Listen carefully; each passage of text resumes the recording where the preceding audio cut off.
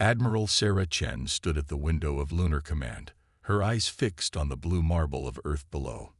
The message from the Galactic Council had arrived just hours ago, and its implications were still sending shockwaves through every government on the planet. "They're giving us 3 standard cycles to comply," General Martinez said, his hologram flickering slightly in the dim light of the command center. "Either we submit to their authority and accept their guidance, or they'll cut us off from all interstellar trade routes." Sarah's lips tightened into a thin line. Humanity had only discovered faster-than-light travel 5 years ago, and in that short time, they'd already made significant waves in the galactic community. Too many waves, apparently. "The Council claims our technological development is dangerously accelerated," Dr. Wong added from his station, scrolling through the detailed ultimatum. "They're concerned about our adaptation of quantum mechanics and our advances in neural interface technology." Sarah turned from the window, her weathered face reflecting decades of military service. "They're not concerned about our technology, Doctor. They're concerned about what we might do with it." The room fell silent as the implications sank in. Humanity had taken alien technologies they'd encountered and not just replicated them. They'd improved upon them. Where other species spent centuries gradually advancing their understanding, humans had demonstrated an uncanny ability to leap forward in bounds. "What are our options?" Martins asked, his hologram shifting as he leaned forward. Sarah walked to the central holodeble, activating it with a gesture. A 3-dimensional map of known space materialized, showing Earth's position relative to the major trade routes and Council territories. "They expect us to bow down," she said, her voice steady, "to accept their protection and development restrictions, to let them dictate the pace of our advancement." She paused, looking at each person in the room. "But they've made a crucial mistake." Dr. Wong raised an eyebrow. "And that would be?" "They've shown their hand too early." Sarah's fingers danced across the holodeble, bringing up classified projects that even most of the world's governments didn't know existed. Project Prometheus, Operation Darkstar, the Artemis Initiative. "We've been preparing for something like this since we first reached the stars." The images floating above the table showed massive underground facilities, experimental ships, and technologies that merged human intuition with alien principles in ways the Council had never imagined. "But the Council's fleet," Martinez began, "is impressive," Sarah interrupted, "but predictable. They've relied on the same tactical doctrines for millennia. Meanwhile, we've been running simulations, developing countermeasures, and building something they won't expect." She keyed in a final command, and a new image appeared. A sleek vessel unlike anything in the Council's arsenal. It was smaller than their capital ships, but incorporated design elements that would have been considered impossible by their standards. "The prototype is ready?" Dr. Wong asked, his eyes wide. Sarah nodded. "And it's just the beginning. The Council thinks they're giving us an ultimatum, but they're actually giving us something far more valuable: time. 3 cycles is more than enough to implement Protocol Omega." "The President won't like it," Martins warned. "It's a huge risk." "The President already approved it," Sarah replied. "An hour ago. As we speak, every major shipyard on Earth and Luna is being converted. Every quantum facility is shifting to military production. We're going to show the Council exactly why they should have left us alone." Dr. Wong pulled up the latest test results from the prototype. The neural interface success rate is now at 98%. Combined with our quantum innovations, we could have a fleet ready within 2 cycles. Sarah finished, leaving us 1 cycle for training and deployment. "The Council expects us to spend this time debating their ultimatum, preparing for isolation, or scrambling to meet their demands. They don't realize we've been waiting for something like this." Martinez's hologram straightened. "I'll alert the other commands. We'll need every advantage we can get." "No," Sarah said firmly. "We need secrecy more than anything else. Let the Council think their ultimatum has us scared. Let them think we're desperately trying to find a diplomatic solution. Meanwhile, we'll be building something they've never seen before. A fleet that combines human ingenuity with technologies they've never imagined could work together. She turned back to the window, watching as a transport ship departed from the lunar surface, carrying precious cargo to one of the hidden facilities scattered throughout the solar system. Deep within the asteroid belt, inside a hollowed-out planetoid designated Aurora Base, Dr. Maya Patel watched as her team assembled the core of humanity's newest weapon. The quantum matrix pulsed with a soft blue glow, its crystalline structure unlike anything the Galactic Council had ever developed. Neural interface synchronization at 99.4%. Her assistant, Dr. James Chen, reported from his station. The human-tech integration is holding steady. Maya nodded, her dark eyes reflecting the Matrix's ethereal light. What they'd created here wasn't just an advancement in technology. It was a fundamental reimagining of how organic minds could interface with machines. While the Council's ships required dozens of crew members to operate basic systems, humanity had developed something far more elegant. "Status report on the fleet production," she asked, not taking her eyes off the core. James pulled up a holographic display showing construction sites scattered throughout the solar system. "We're at 60% completion across all shipyards. The modular design is proving its worth. We can assemble a destroyer in under 3 days, once the components are ready." The doors slid open with a soft hiss, and Admiral Chen entered, accompanied by a tall figure Maya didn't recognize. The stranger moved with an inhuman grace that immediately marked him as non-human. "Dr. Patel," Sarah said, "meet Zarek. He's our unofficial advisor from the Andromeda Collective." Maya's eyes widened slightly. The Andromedans were notorious for their isolation, having withdrawn from galactic politics centuries ago. Their presence here was unprecedented. Zarek's crystalline skin caught the light as he moved closer to examine the quantum matrix. "Fascinating," he said, his voice resonating with harmonic undertones. "You've achieved in months what took my people millennia to understand." "We had good teachers," Maya replied diplomatically. "The Council's attempted blockade of scientific knowledge only made us more determined to understand it." The Andromedan's faceted eyes shifted in what might have been amusement. "The Council's greatest weakness is their belief that progress must follow a predetermined path. They cannot comprehend species like yours, or mine, who see technology as a canvas rather than a blueprint." Sarah stepped forward, her uniform reflecting the Matrix's pulsing light. "Show him the interface system, Doctor." Maya led them to an adjacent chamber where a pilot seat sat surrounded by curved displays and neural connectors. "This is where human innovation truly shines," she explained. "Instead of trying to force our minds to conform to machine logic, we've created a system that adapts to human intuition." Zarek examined the setup with evident interest. "You've integrated quantum entanglement into the neural pathways." "More than that," Maya said, unable to keep the pride from her voice. "We've created a system that learns from each pilot, developing the unique quantum signature that makes the ship effectively unhackable by conventional means. The Council's standard override protocols won't just fail, they'll backfire." Sarah smiled grimly. "They expect us to either submit or try to fight them with crude copies of their own technology. Instead, we're building something entirely new." "How many ships will be ready?" Zarek asked. James brought up the latest production figures. 50 destroyers, 20 cruisers, and 5 dreadnoughts by the end of the second cycle, plus the flagship. "That information is still classified," Sarah interrupted sharply. Maya understood her caution.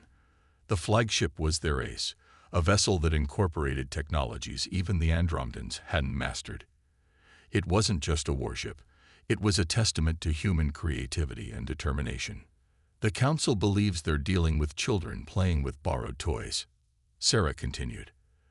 "They don't realize we've been systematically analyzing and improving upon every piece of technology we've encountered since first contact."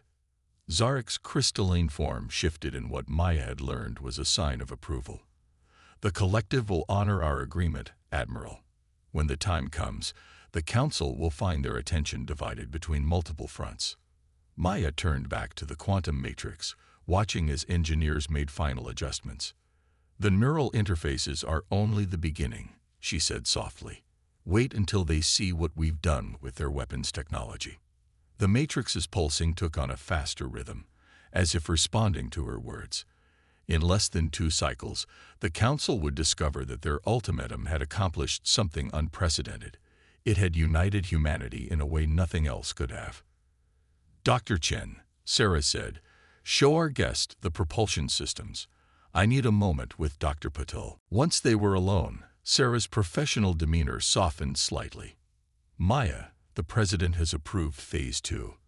How soon can we begin mass production of the quantum cores?" Maya's heart raced. Phase 2 had been theoretical until now, a plan so ambitious it bordered on insanity. "You're sure? Once we start, there's no going back." "The Council left us no choice," Sarah replied. "They thought their ultimatum would force us to reveal our current capabilities. Instead, it's given us the perfect cover to implement everything we've been developing in secret." Maya nodded, her mind already racing through the calculations and modifications they'd need. "Give me 12 hours to recalibrate the production lines. By this time tomorrow, we'll be manufacturing quantum cores at a rate that would make the Council's scientists have collective heart attacks, if they had hearts." Sarah's smile was fierce. "Perfect. Let them think we're desperately trying to negotiate. By the time they realize what we've built here, it'll be too late to stop us." Commander Elena Rodriguez stood on the bridge of the TSS Hyperion, humanity's first true space dreadnought, watching as the massive vessel emerged from its hiding place within Saturn's rings. Around her, other ships appeared like ghosts from their concealment, their quantum-enhanced stealth systems powering down in sequence. "All ships reporting ready, Commander," Lieutenant Park announced from his neural interface station, his eyes glowing faintly blue from the quantum link. "The fleet is assembled." Elena allowed herself a moment to appreciate the sight. 75 warships, each incorporating technologies that would make Council engineers weep with envy, formed up in perfect formation. The culmination of humanity's greatest technological achievement hung in the space before her, hidden in plain sight, until this very moment. "Status of Council observation posts?" she asked. "Still focused on Earth and Luna," Park replied with a slight smirk. "Their quantum detection arrays are scanning for traditional engine signatures. They have no idea our fleet even exists." The Council's ultimatum deadline would expire in 6 hours. Their massive fleet hung in high Earth orbit, a show of force meant to intimidate humanity into submission. Instead, they'd given Earth's defenders exactly what they needed: a perfect target. "Signal from Admiral Chen," Park announced. "The Andromedans are in position. They're ready to begin their diversion." Elena nodded, feeling the neural interface hum to life as she connected more deeply with her ship. The sensation was unlike anything the Council had ever developed, a perfect merger of human intuition and machine precision. Through the interface, she could feel every system, every weapon, every crew member linked into the ship's quantum network. "All ships, this is Commander Rodriguez," she broadcast across the fleet's secure quantum channels. "Initiate final systems check. I want every weapon, every shield, every piece of technology we've developed ready to show the Council exactly what humanity is capable of." The response was immediate. Across the fleet, quantum cores pulsed with energy as crews ran through their preparations. The neural interfaces hummed with activity as pilots and gunners merged their consciousness with their ship's systems. "Message from Dr. Patil at Aurora Base," Park reported. "The quantum virus is primed and ready for deployment." Elena smiled. That had been Maya's masterstroke, a virus that would turn the Council's own technology against them. While they'd been watching Earth for signs of conventional military buildup, humanity's best minds had been creating weapons that defied conventional understanding. "Signal from the TSS Prometheus," Park continued. "Admiral Chen reports Phase 3 is ready to commence." Through her neural interface, Elena could feel the anticipation building throughout the fleet. Every crew member, every ship, every weapon represented humanity's response to those who would try to contain them. The Council thought they were dealing with a primitive species playing with borrowed technology. They were about to learn how wrong they were. "Status of the quantum shields?" she asked. "Operating at 100% efficiency," her chief engineer reported. "The Council's standard weapons won't even scratch them. And wait until they see what happens when they try to scan us." That was another of humanity's innovations. While Council ships relied on massive energy shields, humanity had developed quantum barriers that didn't just block attacks. They absorbed and redirected energy. Every shot fired at them would only make them stronger. "Fleet Command confirms the Andromeda Collective has begun their operation," Park announced. "Council ships are detecting multiple anomalies along their border. They're dispatching ships to investigate." Elena felt her ship's systems respond to her thoughts as she initiated the fleet's movement protocols. "Perfect. All ships, prepare to execute Operation Thunderbolt. Formation Delta 7. The fleet moved with perfect synchronization, their quantum drives allowing them to navigate Saturn's rings without disturbing a single particle. To any conventional sensors, they were invisible, a ghost fleet preparing to strike.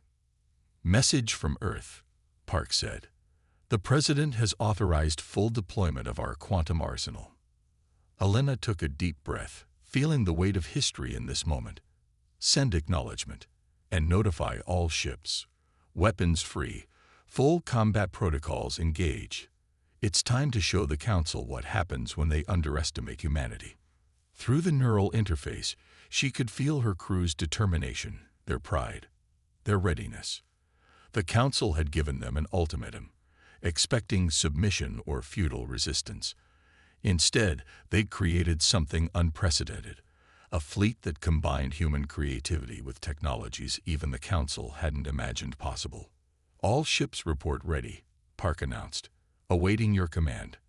Elena straightened in her command chair, feeling the Hyperion's systems respond to her will. "Signal the fleet. Operation Thunderbolt commences in 5 minutes. Let's remind the galaxy why humanity has always thrived against impossible odds." The hidden fleet began its silent advance, every ship a testament to human ingenuity and determination. In a few hours, the Council would learn that their ultimatum hadn't weakened humanity. It had unleashed something far more powerful than they could have imagined. High above Earth, the Council fleet maintained its intimidating formation, their massive ships casting long shadows across the planet's surface. On the bridge of their flagship, High Commander Vextor watched the countdown to their ultimatum's expiration with smug satisfaction. The humans' desperate diplomatic messages had ceased hours ago. Their silence could only mean one thing: submission was imminent. "High Commander," his sensor officer called out, "we're detecting unusual energy readings from Saturn's sector." Vextor dismissed the concern with a wave of his primary appendage. "Probably just radiation from the rings. These primitive systems are full of such anomalies." The sensor officer hesitated. "Sir, these readings don't match any known." The rest of his statement was cut off as space itself seemed to twist. Where there had been empty void moments before, dozens of ships materialized, their hulls gleaming with an otherworldly energy that defied the Council's scanning systems. "Impossible," Vextor breathed. Admiral Sarah Chen's voice echoed through every Council ship's communication system, bypassing their most sophisticated encryption. "This is Admiral Chen of the Terran Space Force. Your ultimatum has been received and rejected. You have 5 minutes to withdraw from Earth space, or we will remove you ourselves." Vextor's mandibles clicked in agitation. How dare they? "All ships, battle formations. Show these upstart primitives the might of the Council." The Council fleet began to move, their massive engines flaring as they arranged themselves into attack patterns that had proven successful for millennia. Their weapons powered up, targeting systems locked onto the approaching human vessels. Commander Elena Rodriguez's voice was steady as she gave the order aboard the TSS Hyperion. "Execute Operation Thunderbolt." All ships, deploy quantum matrices. The human fleet split into precise formations that seemed to defy traditional space combat logic. Their ships moved with impossible grace, quantum drives allowing maneuvers that the Council's tactical computers classified as physically impossible. First wave, engage. Vextor ordered. Council warships opened fire, their energy weapons launching devastating barrages that should have annihilated any opposing fleet. Instead, the human ship's quantum shields not only absorbed the attacks, but seemed to grow stronger with each hit. "Sir," his weapons officer reported, panic evident in his voice, "their shields are. They're using our own energy against us." Through her neural interface, Alina felt the perfect synchronization of her fleet. Phase 2. Initiate. Deploy quantum virus. Dr. Patel's virus streamed from the human ships, riding the very energy beams the Council was using to attack. It infiltrated their systems through their own weapons, spreading through their network like digital wildfire. Aboard the Council flagship, chaos erupted as systems began to fail. Weapons turned themselves off, shields fluctuated, and navigation computers displayed impossible readings. "What's happening?" Vextor demanded as his bridge descended into panic. "Their technology," his science officer stammered. "It's not just advanced. It's completely different from anything we've ever encountered." The human fleet pressed their advantage. Ships equipped with neural interfaces responded to their pilots' thoughts faster than any traditional crew could react. Quantum-enhanced weapons bypassed the Council's failing shields as if they didn't exist. "All ships," Alina commanded, "execute maneuver Omega-7." The human fleet moved as one, their formations shifting in ways that seemed to bend space itself. Council targeting systems couldn't track them, their advanced computers unable to predict movements guided by human intuition, enhanced by quantum technology. "Sir," Vextor's second-in-command reported, "the Andromeda Collective. They're attacking our border outposts. Our reinforcements are being diverted." Vextor watched in horror as his mighty fleet was systematically dismantled by ships that shouldn't have existed, weapons that couldn't exist, tactics that defied everything the Council knew about space warfare. Admiral Chen's voice rang through the chaos again. "This is your final warning. Withdraw now, or face complete defeat." "Never." Vextor snarled. "All remaining ships, concentrate fire on their flagship. Show them the true power of the Council." Elena smiled as she felt the Council fleet's desperate attack through her neural interface. "All ships, execute final protocol. Show them what humanity's really capable of." The TSS Hyperion's quantum core pulsed with blinding energy. Around it, the entire human fleet began to glow with the same otherworldly power. What happened next would be debated in Council archives for centuries to come. Space itself seemed to fold around the human ships, their quantum drives creating distortions that the Council's scientists had deemed theoretically impossible. Energy weapons bent around human vessels, returning to strike their originators. Council ships found their own technology, turned against them in ways their designers had never imagined possible. "Status report," Vextor demanded as his flagship shuddered under another impact. "Sir," his tactical officer replied, voice shaking, "we've lost 60% of the fleet. Their weapons, their technology. We can't even understand how they're doing this." Alina's voice carried across the battlefield, calm and determined. "All ships, prepare for final strike.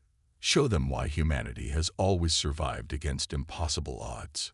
The human fleet moved as one, their quantum-enhanced systems creating a symphony of destruction that transformed the battle into a demonstration of technological superiority the galaxy had never seen before. The Council's mighty armada, which had subjugated countless civilizations, was being systematically dismantled by a species they had dismissed as primitive. In the end, High Commander Vextor could only watch as his fleet crumbled before him. Defeated by a force that had rewritten the rules of warfare itself. The Council's greatest mistake hadn't been threatening humanity. It had been giving them time to prepare their response. The Grand Chamber of the Galactic Council had never seen anything like this, where once the Council's representatives had sat in elevated positions, looking down upon petitioning species. Now they found themselves seated as equals with delegates from across the galaxy. At the center of it all stood Admiral Sarah Chen, her uniform bearing the new insignia of the Terran Space Force. "The old order is finished," she declared, her voice carrying through the vast chamber. "The Council's attempt to contain humanity has led to something unprecedented, a complete restructuring of galactic civilization." Around the chamber, representatives from dozens of species watched intently. The Andromedans' crystalline forms shimmered in the light, while delegates from formerly subjugated races listened with barely contained excitement. Dr. Maya Patel stood beside a holographic display, showing the quantum technologies that had revolutionized space warfare. "We're not here to replace one form of dominion with another," she explained. "Humanity's victory has shown us all that progress cannot be contained or controlled. It must be shared." The former High Counselor, still struggling to accept the new reality, spoke up. "You cannot simply dismantle millennia of established order. The chaos, Commander Elena Rodriguez interrupted, was created by your system. How many species were held back? How many civilizations were forced to develop at your prescribed pace?" Through the chamber's massive windows, the transformed Sol system was visible, where once Earth had stood alone. Now a network of quantum gates connected it to allied systems. The Andromeda Collective had emerged from isolation, sharing their own unique perspectives on technology and development. "Our proposal is simple," Sarah continued. "A new coalition, built on mutual respect and shared innovation. No more artificial restrictions on development. No more prescribed paths of advancement." Maya activated another hologram, showing the spread of quantum technology throughout allied systems. "Already, we're seeing unprecedented advancement. Species who were told their biology made them unsuitable for neural interfaces are discovering their own unique ways to merge with technology. Civilizations that were centuries away from quantum physics are making breakthroughs by approaching it from new angles." The chamber erupted in discussion as representatives debated the implications, but the outcome was already clear. The old Council's power had been broken not just by military defeat, but by the demonstration of a better way forward. Zarek, the Andromedan representative, moved to address the chamber. "For centuries, we withdrew from galactic affairs, disgusted by the Council's stagnation. Humanity has shown us that isolation was the wrong answer. Together, we can achieve things none of us could manage alone." Sarah watched as former enemies became allies, as species that had been forced into competition began to collaborate. The quantum network that now connected allied worlds wasn't just a communication system. It was a symbol of a new way of thinking. "The Council's ultimatum was meant to contain us," she said quietly to Elena. "Instead, it forced us to reveal not just our technological advancement, but our way of thinking. Our ability to see possibilities where others saw limitations."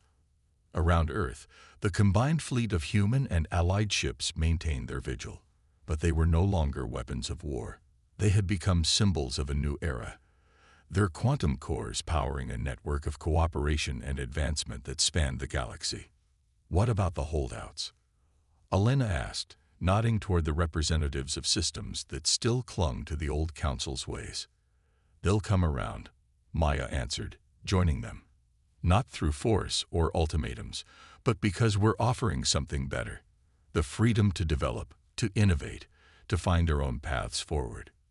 In the space around the chamber, ships of various species maneuvered together, their crews learning from each other, sharing perspectives and technologies that the old Council would have forbidden. The quantum interfaces that humans had developed were being adapted by other species, each finding their own unique way to merge with technology. The Council thought they were facing a primitive species playing with borrowed technology, Sarah said, watching the proceedings. Instead, they encountered something they had never imagined. A civilization that saw technology not as a fixed path to follow, but as a canvas for innovation. As the chamber session concluded, Representatives from formerly competing species left together, already discussing collaboration and shared research. The age of restriction and control was over. In its place, a new era of unlimited potential had begun.